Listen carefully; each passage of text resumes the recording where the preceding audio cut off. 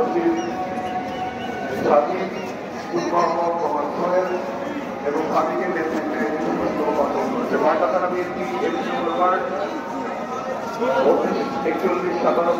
এবং 42 নম্বর word AGM Shamsul হক সাবেক degree কলেজের নেতৃত্বে সংগ্রাম করেছেন।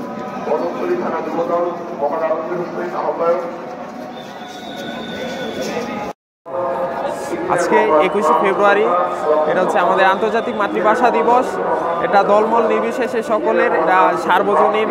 এখানে অনেকে আসছে মা বাবার সঙ্গে ফুল দেওয়ার জন্য। এখানে কিছু পথ শিশু আসছে, ফুল বিক্রি করতেছে। তারা চাচ্ছে সকলের মতো লাল, সাদা, কালো রং দিয়ে তাদের গলায়, হাতে, গালে, হাতে আর্ট করার জন্য চাচ্ছে। আমরা আরও কয়েকজন আছি, তাদেরকেও দিয়ে দিচ্ছি আমরা।